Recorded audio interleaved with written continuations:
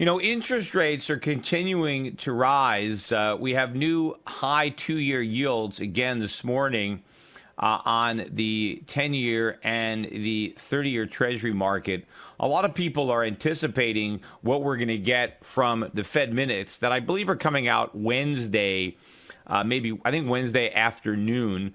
So we won't be able to actually talk about what they say or don't say, I think, until Thursday.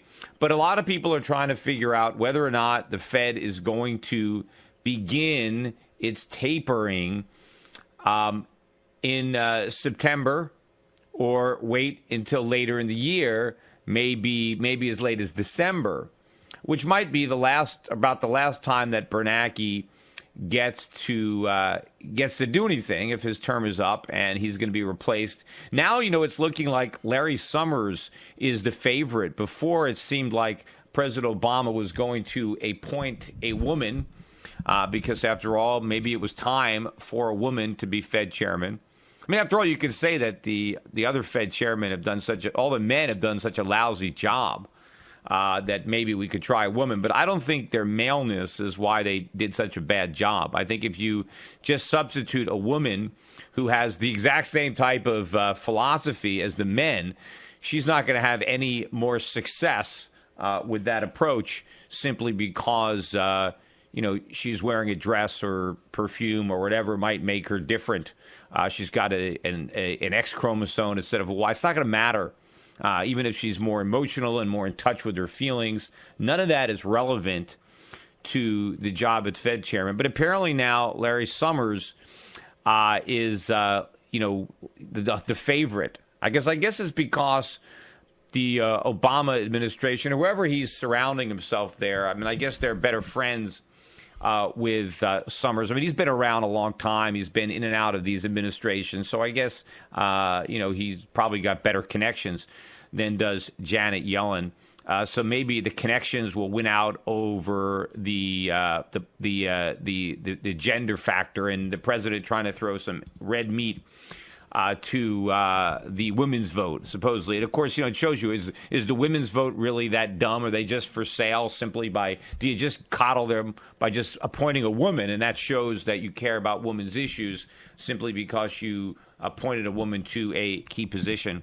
But we don't know. We're not going to know this week, I don't think, who the president is going to choose. But we certainly will know before the end of the year. And I think we'll know before the tapering. In fact, I still think that Bernanke probably wants to hand the baton to somebody else and let them decide when to taper, or if so, by how much. I don't even know that he wants to begin the process of tapering, because I don't think he wants any part of it.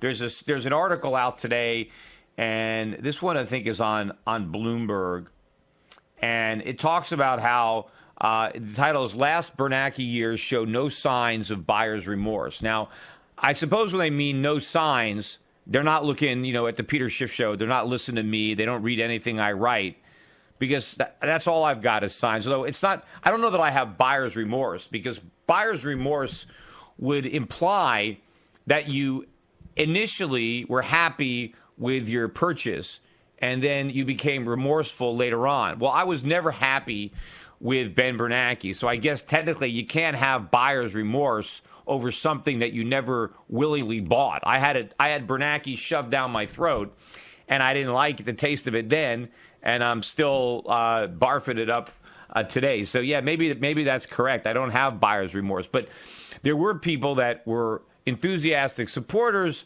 of Ben Bernanke, and I guess they're still enthusiastic, which makes sense. If you were dumb enough to support him in the first place, why would you have buyer's remorse? There's probably not that many people, because he did exactly what he said he was going to do.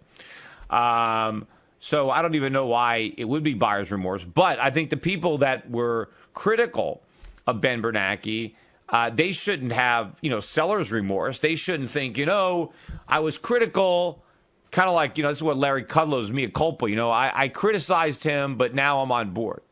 Why? Why would you be on board? Just because other people, is it peer pressure to like Ben Bernanke?